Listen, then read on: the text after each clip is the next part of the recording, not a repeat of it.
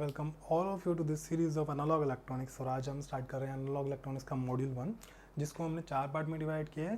First one is basics of diode, second one is clipper circuit, third one is clamper circuit and fourth one is zener diode regulator circuit. तो आज हम start कर रहे हैं diode के कुछ basics से।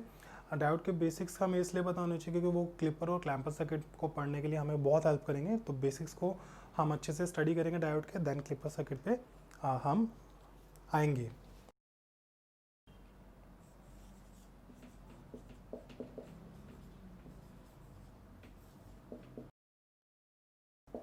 तो बेसिक्स ऑफ डायोड से हम स्टार्ट करते हैं।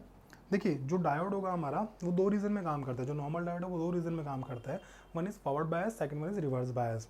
और जो एएसी और गेट में हमारे पास न्यूमेरिकल्स होते हैं वो भी दो केसेस में होते हैं। या तो वो आपको आइडियल डायोड दिया होगा उस न्यूमेरिकल में, या आपको प्रैक्टिकल डायोड दिया होगा। तो इसी बेसिस पे मैं क्लासिफिकेशन करके डायोड को स्टडी करने की कोशिश करते हैं। देखो, डायोड को दो केस में हम स्टडी करते हैं। One is forward bias, second one is reverse bias. एक बार डायोड की कैरेक्टरिस्टिक्स देख लेते हैं। वैसे मैं कैरेक्टरिस्टिक्स में आ नहीं रहा था, बहुत सारे लोगों को ऑलरेडी ये सब पता होगा, बट फिर भी एक बेसिक, क्योंकि हम बेसिक से स्टार्ट कर रहे हैं तो क्यों ना एक बार कैरेक्टरिस्टिक्स देख ही ले। देखिए, ये डायोड की कैरेक्टरिस्टिक्स हैं। ये मेरे पास डायोड की cut in voltage V gamma, cut in voltage, and this one is VBO, VBD, reverse breakdown voltage. ठीक है,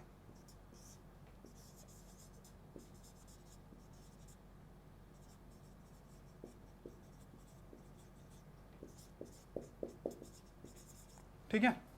अब देखो, यहाँ पर मैंने दो वोल्टेज आपको इसमें लिखी हैं। First is cut in voltage, second one is reverse breakdown voltage. तो हम डायोड के फॉरवर्ड बायस की बात कर रहे हैं। तो फॉरवर्ड बायस रीजन डायोड का ये वाला है जो जीरो रेफरेंस लेवल से राइट हैंड साइड का है। यहाँ पर हमें एक वोल्टेज दिख रही है, cut in voltage. Cut in voltage किसी भी डायोड की वो वोल्टेज होती है जिससे ज़्यादा वोल्टेज देने पर ही डायोड फॉरवर्ड बायस होता है। अगर मेरे पास एक डायोड है, ये मेरे पास एक डायोड है, डायोड का सिंबल कुछ ऐसा होता है, this one is P terminal, this is N terminal, और इसकी cut in voltage that means V gamma की वैल्यू मुझे 0.7 वोल्ट दी है। अगर मुझे से वी गामा की 0.7 वोल्ट वोल्टेज दी है, अगर इस डायोड के अक्रॉस मैं 0.7 वोल्टेज से ज़्यादा वोल्टेज दूंगा तभी ये डायोड कंडक्ट कर पाएगा। अगर मैंने 0.7 से कम वोल्टेज दी तो ये डायोड कंडक्ट नहीं करेगा। एग्जाम्पल के लिए एक बार सर्किट रिव्यू कर लेते हैं। दिस इज आवर डायोड, मैंने 5 वोल्ट इसको दिया। ये मेरे पास एक रेजिस्टेंस आर, वी गामा की वैल्यू 0.5 वोल्ट दिया, वी गामा की वैल्यू 0.7 वोल्ट है। तो देखो, मैंने डायोड को वोल्टेज तो दी, बट डायोड की जो वोल्टेज दी है वो 0.5 वोल्ट है। डायोड का कट इन वोल्टेज 0.7 वोल्ट है। डायोड को कंडक्ट होने के लिए मोर देन 0.7 वोल्टेज चाहिए, लेकिन हम इसको कितनी दे रहे हैं, 0.5 वोल्ट। तो डायोड कंडक्ट नहीं करेगा। ये कट इन वोल्टेज सेम वही वोल्टेज है डायोड के ऊपर हम शो करते हैं 0.7 वोल्ट। और कट इन वोल्टेज के बाद सेकंड हमारे पास केस आता है ब्रेकडाउन वोल्टेज। ब्रेकडाउन वोल्टेज हमारा रिवर्स बायस में केस आएगा। जब हम रिवर्स बायस की बात करेंगे तब हम इस केस को स्टडी करते हैं। बेसिकली नॉर्मल डायोड के जो रिवर्स बायस वोल्टेज होती है वो बहुत ज़्यादा हाई होती है। तो रिवर्स बायस केस में भी हम डायोड को रिवर्स बायस केस में हम ब्रेकडाउन में स्टडी नहीं करेंगे नॉर्मल डायोड को। ब्रेकडाउन में स्टडी करने के लिए हम जेनर डायोड की जब बात करेंगे तब स्टडी करते हैं। तो रिवर्स बायस की ब्रेकडाउन वोल्टेज, बस आप इतना समझ लीजिए कि ब्रेकडाउन वोल्टेज वो वोल्टेज होती है जब हम किसी डायोड को रिवर्स बायस करते हैं, और रिवर्स बायस में उसको ब्रेकडाउन वोल्टेज से अगर हम हाई वोल्टेज देंगे तो डायोड ब्रेकडाउन हो जाएगा, दैट मीन्स डायोड डैमेज हो जाएगा। तो नॉर्मल डायोड को हम ब्रेकडाउन वोल्टेज में डिस्कस करते ही नहीं है। नॉर्मल डायोड की ब्रेकडाउन वोल्टेज काफ़ी ज़्यादा हाई होती है, दैट मीन्स 50 to 100 वोल्ट होती है। अब आप बोलोगे 50 to 100 वोल्ट ज़्यादा हाई वोल्टेज नहीं होती है, बट ये नॉर्मल वोल्टेज, अगर हम पावर इलेक्ट्रॉनिक्स की बात कर रहे हैं तो 50 to 100 वोल्ट बहुत नॉर्मल वोल्टेज है। बट अगर एनालॉग इलेक्ट्रॉनिक्स की बात कर रहे हैं तो एनालॉग इलेक्ट्रॉनिक्स के लिए 50 to 100 वोल्ट बहुत ज़्यादा वोल्ट होती है। एनालॉग इलेक्ट्रॉनिक्स में हम माइक्रो वोल्ट्स, मिली वोल्ट्स या नॉर्मल वोल्टेजेस में काम करते हैं। 50 वोल्ट माइक्रो एनालॉग इलेक्ट्रॉनिक्स के लिए बहुत ज़्यादा होती है। इसलिए हम जो नॉर्मल डायोड है उसको रिवर्स बायस में ब्रेकडाउन नहीं करा सकते एनालॉग इलेक्ट्रॉनिक्स में, इसलिए हम रिवर्स बायस में किसी भी डायोड को ओपन सर्किट की तरह ट्रीट करते हैं।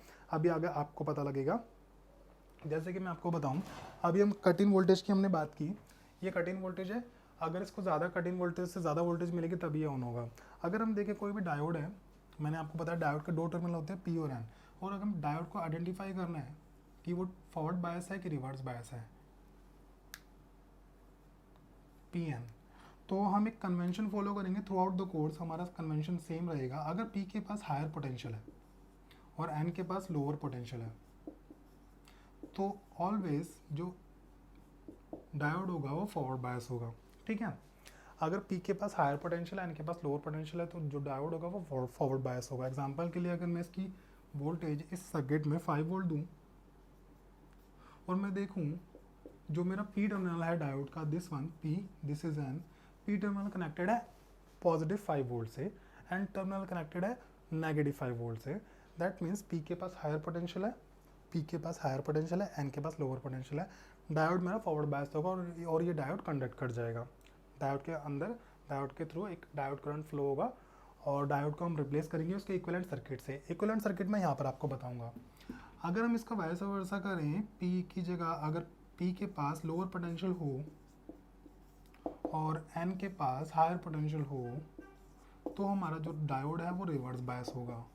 इस कन्वेंशन को ध्यान रखना है, थ्रू आउट द कोर्स हम यही यूज़ करेंगे और यही तरीका होता है किसी भी डायोड को पहचानने के लिए कि वो फॉरवर्ड बायस है कि रिवर्स बायस है।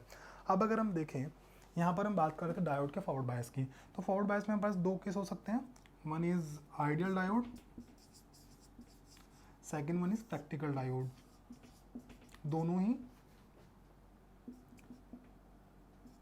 डायोड हमारे न्यूमेरिकल्स में आते हैं, प्रैक्टिकल भी आइडियल भी। अगर आपके पास आइडियल डायोड है और वो फॉरवर्ड बायस है, तो हम उसको शॉर्ट सर्किट से रिप्लेस कर देंगे। This one is short circuit. इस क्वेश्चन को एक बार एग्जांपल बना लेते हैं। ये मेरे पास आइडियल डायोड है, 5 वोल्ट से कनेक्टेड है, तो मैं इसको कुछ ऐसे रिप्लेस कर दूंगा शॉर्ट सर्किट से। This 5 volt plus minus, this is R F, not only R, and ये मेरे पास डायोड की जगह थी, मैंने शॉर्ट सर्किट कर दिया, शॉर्ट सर्किट, ठीक है। तो इतना पता होना चाहिए कि अगर आइडियल डायोड फॉरवर्ड बायस है तो उसको हम नॉर्मली शॉर्ट सर्किट से रिप्लेस कर देंगे। अब आपके दिमाग में ये क्वेश्चन जरूर रहेगा कि कैसे पता लगे कोई डायोड आइडियल डायोड है, कोई डायोड फॉरवर्ड डायोड है, आइडियल डायोड है या कोई डायोड प्रैक्टिकल डायोड है। तो इसको पता लगाने के लिए आपके पास क्वेश्चन में ये दिया होगा। अगर आपके क्वेश्चन में डायोड की कोई भी वैल्यू नहीं दी, डायोड से रिलेटेड कोई भी आपके पास वैल्यू नहीं है, कोई भी इंफॉर्मेशन नहीं है, तो बाय डिफ़ॉल्ट ऑटोमेटिकली वो डायोड जो आपको दिया है वो एक आइडियल डायोड है। लेकिन अगर डायोड की आपको कोई ना कोई वैल्यू दी है, कोई ना कोई वैल्यू से मेरा मतलब अगर आपके पास डायोड की कट इन वोल्टेज दी है, जैसे मैंने यहाँ पर दी है cut in voltage B gamma 0.7, इसका मतलब क्या है, डायोड फॉरवर्ड बायस तभी होगा जब 0.7 वोल्टेज से ज़्यादा वोल्टेज हम उसको देंगे। ऐसी कोई इन्फॉर्मेशन आपको क्वेश्चन में दी है, तो तब हमारा जो डायोड होगा वो प्रैक्टिकल डायोड होगा। इसको अगर मेरे को आइडियल डायोड बनाना हो तो मैं इसकी कोई इन्फॉर्मेशन नहीं दूंगा, अगर कोई इन्फॉर्मेशन नहीं दी हुई तो आइडियल डायोड है। लेकिन अगर इसकी कोई इन्फॉर्मेशन दी हुई है, कट इन वोल्टेज वगैरह दी हुई है, तो ये एक प्रैक्टिकल डायोड है। प्रैक्टिकल डायोड में डायोड की कट इन वोल्टेज प्लस उसका एक फॉरवर्ड रेजिस्टेंस दिया होगा। फॉरवर्ड रेजिस्टेंस क्या होता है, जब कोई डायोड कंडक्ट करता है, अगर वो आइडियल डायोड नहीं है, ऑब्वियसली अगर आइडियल डायोड है, आपके पास कोई भी आइडियल कंपोनेंट होता है तो उसकी कोई ना कोई वैल्यू तो जीरो होगी या कोई वैल्यू इन्फाइनाइट होती है। बट प्रैक्टिकल केस में कोई भी वैल्यू जीरो और इन्फाइनाइट नहीं हो सकती। एक डायोड है, प्रैक्टिकल डायोड है, अगर उसमें से करंट फ्लो होगा तो करंट को रजिस्ट करने के लिए उसके अंदर रेजिस्टेंस ज़रूर होगा। उस रेजिस्टेंस को जब डायोड फॉरवर्ड बायस में होता है और उस रेजिस्टेंस को जब डायोड फॉरवर्ड बायस में कंडक्ट करते हैं, जो रेजिस्टेंस अपीयर होता है उसको हम फॉरवर्ड रेजिस्टेंस बोलते हैं और आर एफ से उसको डिनोट करते हैं। अब अगर हम देखें, हमारे पास वी गामा की वैल्यू दी हुई है किसी भी डायोड में, किसी भी सर्किट में, और अगर आर एफ की वैल्यू दी हुई है, दैट मीन्स देख के ही पता लग जाएगा कि ये जो डायोड है ये प्रैक्टिकल डायोड है, आइडियल डायोड हो ही नहीं सकता, क्योंकि आइडियल डायोड की वी गामा वैल्यू भी जीरो होती है और रेफरेंस जो फॉरवर्ड रेजिस्टेंस वैल्यू है वो भी जीरो होती है। तो इस केस में अगर हम देखें, आइडियल डायोड फॉरवर्ड बायस है, हमने शॉर्ट सर्किट कर दिया। लेकिन अगर प्रैक्टिकल डायोड फॉरवर्ड बायस होगा तो उसको हम कैसे स्टडी करेंगे, हम उसको 3 केस में डिवाइड कर लेते हैं। देखिए, आइडियल डायोड की 2 वैल्यू होती हैं जो हमें पता होनी चाहिए, one is cut in voltage and second one is forward resistance, ठीक है। अगर हम देखें, अगर हमें खाली डायोड की कट इन वोल्टेज नहीं दी, खाली फॉरवर्ड रेजिस्टेंस दिया हुआ है, तो उस डायोड को रिप्लेस कैसे करेंगे हम? उस डायोड को रिप्लेस करेंगे हम उसके फॉरवर्ड रेजिस्टेंस से। पहले हम उसको शॉर्ट सर्किट से रिप्लेस करते थे, बट क्योंकि यहाँ पर फॉरवर्ड रेजिस्टेंस दिया हुआ है तो उसको फॉरवर्ड रेजिस्टेंस से रिप्लेस करते हैं। एग्जाम्पल के लिए मैंने यहाँ पर 0.5 ओम लिखा हुआ है। अगर इस डायोड को देखें, मैं इस डायोड की कोई एक RF वैल्यू दे देता हूँ, जिसको मैं 0.3 ओम देता हूँ, और अगर मैं इसको अब रिप्लेस करूँ तो जहाँ पर मैंने इसको शॉर्ट सर्किट से रिप्लेस किया था वहीं पर मैं इसका एक फॉरवर्ड रेजिस्टेंस लगा दूंगा 0.3 ओम। ठीक है, जहाँ पर मैंने इसको शॉर्ट सर्किट से रिप्लेस किया था वहाँ पर मैंने इसकी जगह एक रेजिस्टेंस लगा दिया 0.3 ओम का। वैसे ही अगर मेरे पास डायोड की रेफरेंस वोल्ट और फॉरवर्ड रेजिस्टेंस ना देके कट इन वोल्टेज दियो खाली वी गामा से 0.7 वोल्ट, तो मैं इसको इसके कट इन वोल्टेज से रिप्लेस कर दूंगा। दैट मीन्स ये एक वोल्टेज सोर्स से रिप्लेस होगा। वोल्टेज सोर्स से कैसे रिप्लेस होगा? कुछ ऐसे।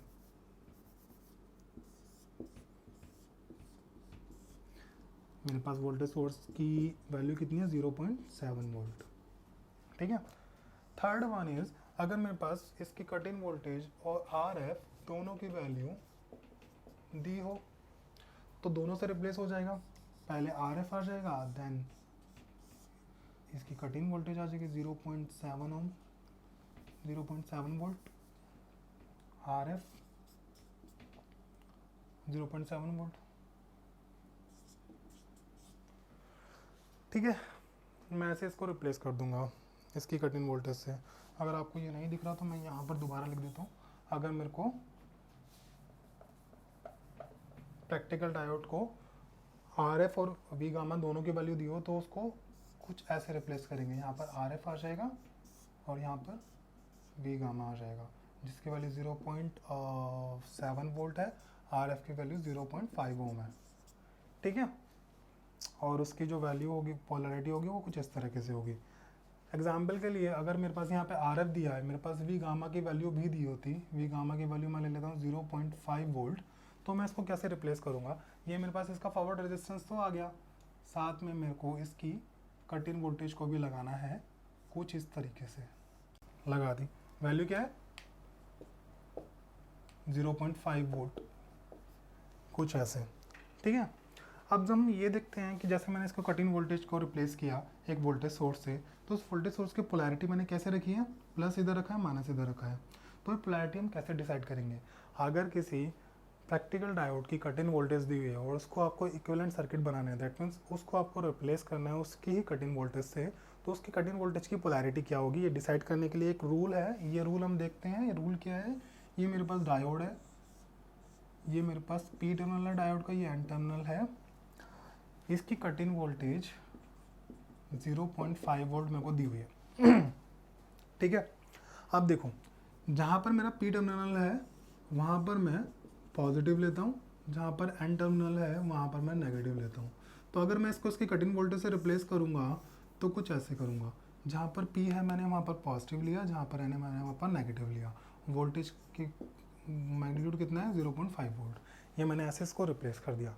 सेम अगर ये देखें इस वाले केस में भी पी इधर है एन इधर है, तो मैंने पी की तरफ पॉजिटिव लिया, एन की तरफ नेगेटिव लिया, और जो कट इन वोल्टेज की वैल्यू थी 0.5 वोल्ट, मैंने 0.5 वोल्ट यहाँ पे लिख दी। ठीक है, तो ये कन्वेंशन याद रखनी है throughout the course. Clipper, clamper, zener diode जितने भी हम सर्किट करने वाले हैं, उसमें जो भी डायोड के इक्विवेलेंट सर्किट या जो भी डायोड के बेसिक्स हम यूज़ करेंगे वो सभी मैं आपको बता रहा हूँ। अभी शायद इरिलेवेंट लगे, जब हम क्लिपर, क्लैम्पर सर्किट करेंगे या इसके कुछ न्यूमेरिकल्स करेंगे तब आपको समझ आ जाएगा कि जो बेसिक्स हैं डायोड के, जो छोटे छोटे पॉइंट्स हैं, इसकी कट इन वोल्टेज कैसे डिसाइड करनी है, इसको फॉरवर्ड बायस कब करना है, रिवर्स बायस कब करना है, ये बहुत बहुत ज़्यादा काम आएंगे क्योंकि इसमें बहुत ज़्यादा मिस्टेक्स होती है। बहुत बेसिक्स हैं डायोड के, और डायोड के क्वेश्चन जो गेट और ईएससी में बनते हैं वो इन्हीं बेसिक्स पे बनते हैं, और कहीं से कोई कंसेप्ट नहीं आता, सिर्फ यही बेसिक्स हैं जो आपको पता होने चाहिए। ठीक है, अब अगर मैं देखूँ यहाँ पर रिवर्स बायस में भी मेरे पास दो केसेस होंगे, one is ideal, second one is practical. देखो आइडियल केस में अगर कोई डायोड रिवर्स बायस है तो उसका जो रिवर्स रेजिस्टेंस होता है, जैसे मैंने बोला कि एक फॉरवर्ड रेजिस्टेंस होता है, वो तब होता है जब डायोड फॉरवर्ड बायस में करंट कंडक्ट करता है डायोड में, तो उसके करंट को अपोज करने के लिए जो रेजिस्टेंस होगा वो फॉरवर्ड रेजिस्टेंस होगा। वैसे ही जब डायोड रिवर्स बायस होगा तो रिवर्स बायस में वो कंडक्ट नहीं कर पाएगा। क्यों? क्योंकि उसकी कट इन वोल्टेज बहुत ज़्यादा है। हम डायोड को कितनी वोल्टेज दे रहे हैं, 5.5 वोल्ट, 5 वोल्ट, 7 वोल्ट, बट उसको ब्रेक डाउन कराने के लिए हमें 50 टू 100 वोल्ट की वोल्टेज चाहिए होती है। ब्रेक डाउन वोल्टेज जो होती है उसकी जो वैल्यू होती है वो नॉर्मल डायोड की 50 टू 100 वोल्ट होती है। तो इतनी हमें वोल्टेज उसको देनी है ब्रेक डाउन कराने के लिए, बट इतनी हम दे नहीं पा रहे हैं, उसको कम वोल्टेज दे रहे हैं। दैट मीन्स उसके अंदर कोई रेजिस्टेंस है, रिवर्स रेजिस्टेंस, जिसको जो उसको अपोज कर रहे हैं करंट फ्लो करने के लिए। उस रेजिस्टेंस को हम रिवर्स रेजिस्टेंस बोलेंगे। और आइडियल टाइड में वो रिवर्स रेजिस्टेंस इनफाइनाइट होता है, उस रिवर्स रेजिस्टेंस की वैल्यू इनफाइनाइट होती है। अगर किसी भी ब्रांच में इनफाइनाइट रेजिस्टेंस है तो उसको हम ओपन सर्किट से रिप्लेस कर सकते हैं। ये बहुत ही नोन सा फैक्ट है। ये मैंने ओपन सर्किट से आइडियल डायोड को रिवर्स बायस में रिप्लेस कर दिया, ओपन सर्किट। ठीक है। वहीं अगर प्रैक्टिकल डायोड में दिया हो तो डेफिनेटली प्रैक्टिकल किसी भी एलिमेंट में कोई भी चीज़ इनफाइनाइट या ज़ीरो नहीं होगी, कोई ना कोई इसकी वैल्यू होगी। तो उसका जो रिवर्स रेजिस्टेंस होता है वो इनफाइनाइट तो नहीं होता, बट उसको हम रिप्लेस करेंगे उसके ही रिवर्स रेजिस्टेंस से, आर, जिसकी वैल्यू मेगा ओम्स में होती है। जो डायोड का रिवर्स रेजिस्टेंस होता है वो मेगा ओम्स में होता है, काफ़ी ज़्यादा हाई होता है। तो बेसिकली बहुत ज़्यादा हाई होने की वजह से हम कभी कभी प्रैक्टिकल डायोड को भी ओपन सर्किट से रिप्लेस कर देते हैं। अगर प्रैक्टिकल डायोड का रिवर्स रेजिस्टेंस आपको क्वेश्चन में मेंशन है तो आप उसके रिवर्स रेजिस्टेंस से रिप्लेस करना, वरना वो ओपन सर्किट से ही रिप्लेस होगा। ठीक है। तो ये हमारा रिवर्स बायस आइडियल केस में ओपन सर्किट से रिप्लेस होगा, प्रैक्टिकल केस में उसके रिवर्स रेजिस्टेंस से रिप्लेस होगा। डायोड को फॉरवर्ड बायस और रिवर्स बायस कैसे डिसाइड करना है, इसका तरीका मैंने ये आपको बताया। पी टर्मिनल हायर पोटेंशियल पे है, एन टर्मिनल लोअर पोटेंशियल पे, तो फॉरवर्ड बायस होगा, वो रिवर्स बायस होगा। 2 पॉइंट। तीसरा पॉइंट क्या था, फॉरवर्ड बायस के केस में, प्रैक्टिकल के केस में मैंने कट इन वोल्टेज से रिप्लेस करना है, उसकी पोलैरिटी कैसे बताई थी आपको, मैंने ये वाला कंसेप्ट बताया था। ठीक है, इंपॉर्टेंट है ये। कट इन वोल्टेज की पोलैरिटी कैसे डिसाइड करनी है ये मैंने आपको बता दिया। और प्रैक्टिकल केस में जो 3 केसेस बताए थे मैंने आपको, एक ये वाला केस था, एक ये वाला केस था, और तीसरा केस था जब फॉरवर्ड रेजिस्टेंस और फॉरवर्ड कट इन वोल्टेज दोनों आपको दिए हों। तो ये डायोड के कुछ बेसिक्स है जो मैंने आपको बता दिए। डायोड के कुछ और बेसिक्स देख लेते हैं। डायोड को फॉरवर्ड बायस और रिवर्स बायस कब हमें करना है, मतलब अगर आपको किसी क्वेश्चन में दिया हो, जैसे यहाँ पर तो आपको 5 वोल्ट से कनेक्टेड है, पी पता है, एन टर्मिनल -5 वोल्ट से कनेक्टेड है, तो बहुत ईजी है पहचानना। बट ये पता लगाना बहुत ज़रूरी होना चाहिए कि डायोड कब फॉरवर्ड बायस में है, कब रिवर्स बायस में है। इसके लिए कुछ एग्जांपल्स देख लेते हैं, बहुत ईजी से एग्जांपल्स होंगे। ये मेरे पास पी टर्मिनल है, ये एन टर्मिनल है। P terminal is connected to 5 volt, N terminal is connected to 2 volt. हमारे पास डायोड देखो, पी के पास हायर पोटेंशियल है, एन के पास लोअर पोटेंशियल है 2 वोल्ट, तो पी मेरा फॉरवर्ड बायस हो जाएगा।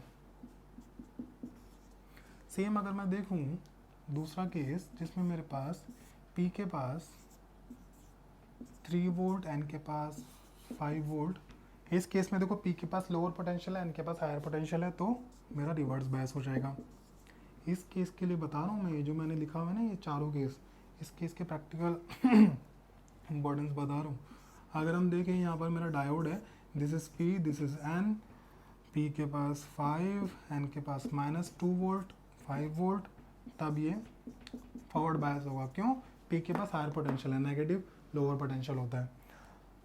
थर्ड केस में अगर हम देखें, P, this is N, this one is -1 volt, this one is 3 volt, P के पास लोअर पोटेंशियल, N के पास higher potential, diode should be reverse bias. P के पास हायर पोटेंशियल होना चाहिए ना फॉरवर्ड बायस होने के लिए।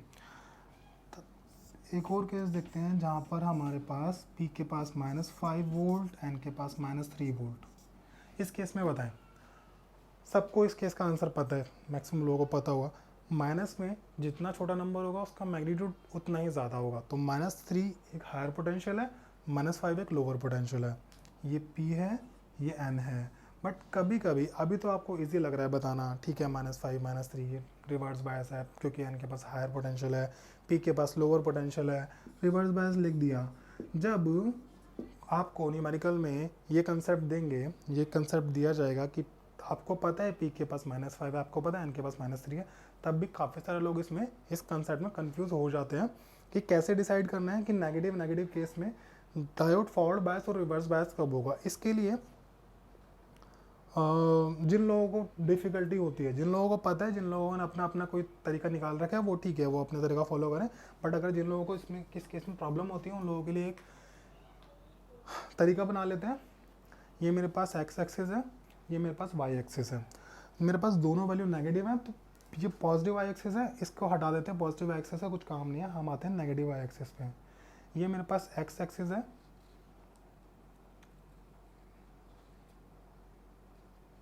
ये मेरे पास एक्स एक्सिस है, ये मेरे पास वाई एक्सिस है। अगर मैं देखूँ -5 और -3, वाई एक्सिस पे -3 कुछ इस तरह होगा, इस जगह होगा, -5 कुछ इस जगह होगा, ठीक है।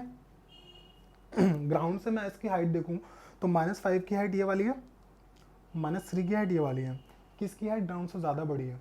-3 की हाइट ज़्यादा बड़ी है, दैट मीन्स -3 एक बड़ा नंबर है। इसको हम ऐसे भी समझ सकते हैं, ये मेरा -5, -4, -3, -2, -1। अगर मैं देखूं ग्राउंड से ज़मीन से मैं हाइट देखूं, -5 की हाइट ये है और -3 की हाइट ये है। -3 की हाइट -5 से ज़्यादा बड़ी है, इसका मतलब 3 मेरा बड़ा नंबर है, -5 छोटा नंबर है। -5 छोटा नंबर है, पी के पास लोअर पोटेंशियल है एन से, इसका मतलब जो डायोड है मेरा वो रिवर्स बायस होगा और डायोड कंडक्ट नहीं करेगा। अब डिपेंडिंग अपॉन कि ये आइडियल डायोड है, प्रैक्टिकल डायोड है, इसको इसके इक्विवेलेंट सर्किट से रिप्लेस कर देंगे और फिर सॉल्व कर लेंगे, ठीक है। तो ये कंसेप्ट मैंने आपको बताना था, बता दिया। एक छोटा सा न्यूमेरिकल और देख लेते हैं, बहुत बेसिक सा।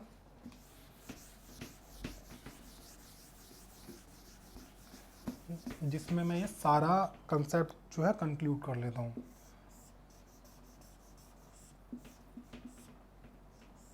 ये मेरे पास एक डायोड है, this is 10 volt, this is 5 ओम।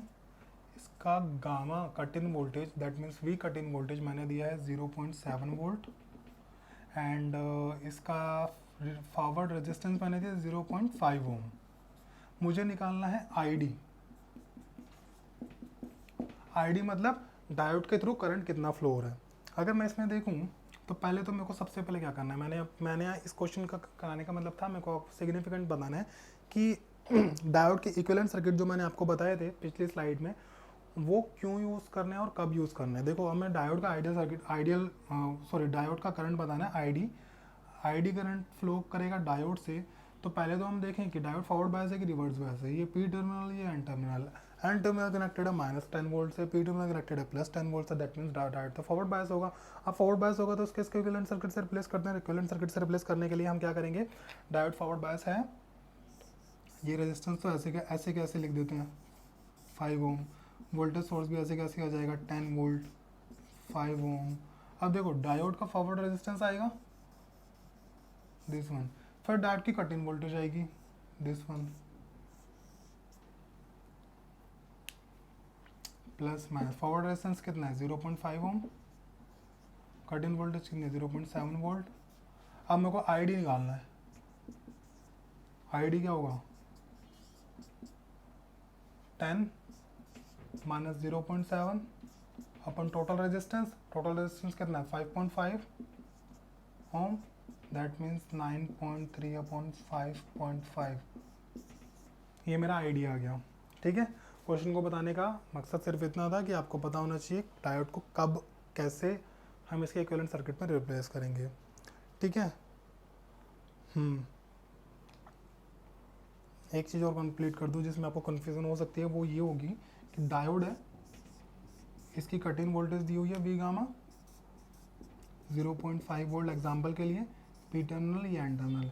इसको अगर हम रिप्लेस करेंगे तो उसको RF दिया होगा हमें 0.3 ओम। रिप्लेस करेंगे तो ऐसे करेंगे, ये मेरा रेजिस्टेंस हो गया, ये मेरा वो हो गया। अब ज़रूरी नहीं है कि मैं इसको रेजिस्टेंस के बाद भी लगाऊं, इसको इस वोल्टेज उसको रेजिस्टेंस के पहले भी लगा सकता हूं, कोई दिक्कत नहीं है। बस देखने में अच्छा लगता है, कन्वेंशन अच्छा है, इसलिए मैंने रेजिस्टेंस लगाया। उसके बाद मैंने इसका कट इन वोल्टेज लगा दिया। तो इसमें कन्फ्यूजन मत होना कि कौन सी चीज़ पहले लगानी है, कौन सी चीज़ बाद में लगानी है। कोई भी चीज़ कभी भी लगा सकते हो, बस ये इसलिए लगाते हैं, कन्वेंशन एक तो फॉलो कर लेते हैं कि ठीक है देखने में थोड़ा अच्छा लगता है। और अभी मैंने सब कुछ बता दिया इसके बेसिक्स में, जो डायोड के बेसिक्स थे जिनको लेके न्यूमेरिकल्स आ सकते हैं, जिनको लेके न्यूमेरिकल्स सॉल्व होंगे, वो मैंने आपको बता दिया। क्लिपर सर्किट में जितना भी डायोड आपको पता होना चाहिए, जितना मैंने अभी तक बताया उतना काफ़ी है। डायोड के कुछ और बेसिक्स के बारे में हम डिस्कस करेंगे नेक्स्ट क्लास में। तब तक के लिए आप ये जो डायोड के जितने बेसिक्स मैंने बताया इनको रिवाइज कीजिए और देखिए नेक्स्ट क्लास में हम स्टार्ट करेंगे डायोड के कुछ और बेसिक्स के बारे में बात करेंगे। तो तब तक के लिए आप ये रिवाइज करते रहिए और ठीक है, नेक्स्ट क्लास में मिलते हैं। Bye, take care.